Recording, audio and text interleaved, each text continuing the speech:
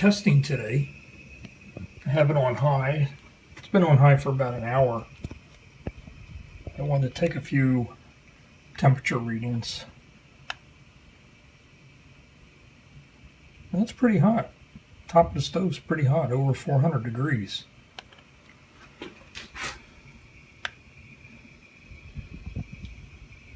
$125 on the sides. This may not be really accurate on the sides here because it's a very reflective surface, so you don't tend to get a good reading on the sides. But if we did do the sizzle test, wet my finger. Yep, it's over 200 degrees. So this is off.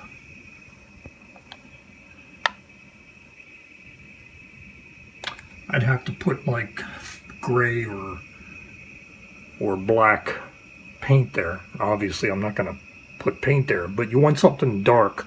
When you're using these infrared guns, you actually want something dark. But it's been burning like this for at least an hour. You can see it gets pretty hot. It's like an inner chamber. Gets pretty red. I don't know if you can hear it, but it's very quiet. You probably can't see it on the video, but the chimney is getting a light straw color down here. So it is definitely getting to a heat treatment temperature. A straw is usually the first temperature, or the first color as it goes through its heat treatment range. I can't remember what temperature that is, but it's probably close to about 400 degrees. As I indicated on the top of the stove, which you would think the bottom of the chimney would be that warm as well.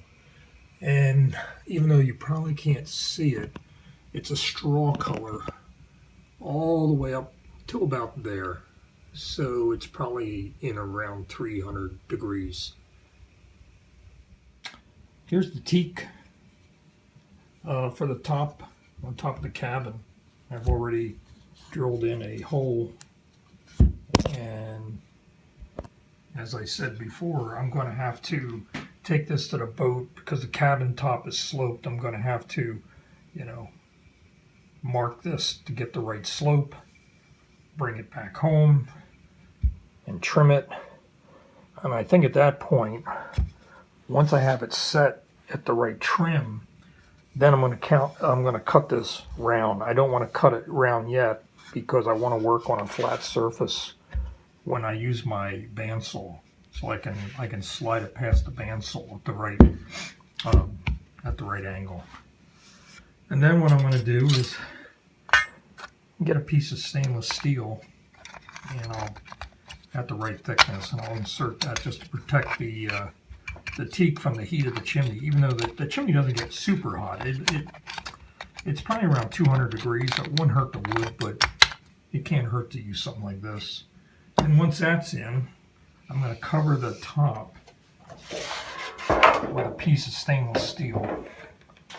I'll cut that, and then the little chimney cap goes on top of that. It's kind of a neat little device. You just turn this little nut, and it raises up that little cap. So that's kind of cool. Can't do it with one hand, but then that raises up. That way, when you're not using it, to prevent any water, rain, whatever from getting in, you just close this. Just got to remember to open it up when you use the propane heater. So that's how that's going to work. That's pretty cool.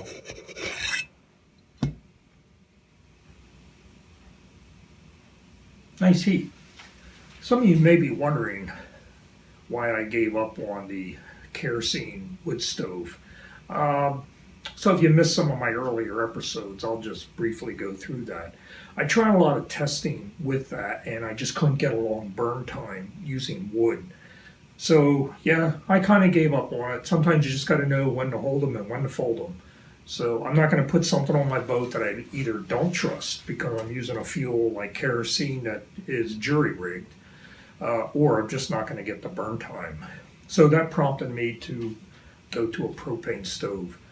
If you were a liveaboard, you'd probably want something just a little bit bigger, but my boat isn't all that big. It's only 27, 30 feet long in that range. So for the few overnights in the spring and the fall when it gets pretty chilly at night, what I had to do in the past, I always had to go back to the marina and plug in my electric space heater.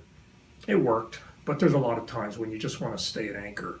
So having a propane heater, and an inexpensive one, which is why I went with this particular model. It was significantly less cost than the next size up Dickinson, which was a P9000,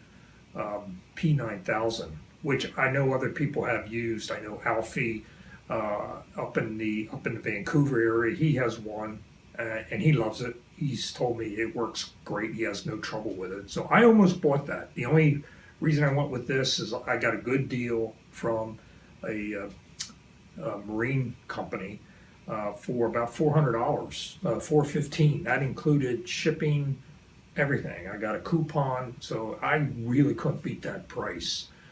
Plus, it didn't need a whole lot of other stuff. I bought a small regulator to work with a 1-pound propane cylinder. I bought 30 feet of hose, which I'm going to run out to my cockpit. There is a propane locker already built into the boat. It's not real big. I couldn't put like a 20-pound cylinder in here. I probably might be able to get these smaller, I believe they're 5-pound cylinders. I'd have to go to the boat and measure it. But right now, the 1-pound cylinders, they'll last all night long, so I can carry 2 or 3 on my boat and use that each time I go down.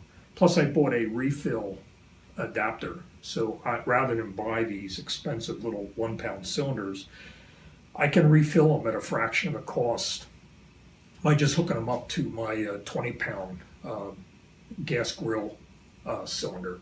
So that's kind of the logic behind it. And I think this should work out pretty well. I've tested the system for leaks. Everything is tight. I've already thought through where I'm going to run the hose to keep it out of the way and how I'm going to protect the hose from chafe. So I've thought through that. So as I go through this process, I'm getting pretty close to having everything ready to take to the boat and make the final hookups. The only thing left to do, as I indicated before, I want to finish the outdoor chimney cap area, the little curb, the teak curb that goes around it. And I also want to build a reflector in the back of this. I mean, I can touch the wood next to it, and it's just lukewarm. It's really not hot at all. But just as a little more margin of safety, I have some polished stainless steel sheet that I'm just going to make probably up to the height of about here and down below, and just keep like a 1/4-inch air gap between the bulkhead and the stainless steel, and that should give me more than enough protection of the wood. At the very least, I don't want to discolor the wood or dry the wood out. So, onward and upward. Thanks for watching. If you have any comments, please leave them. Be glad to answer them. Thanks again.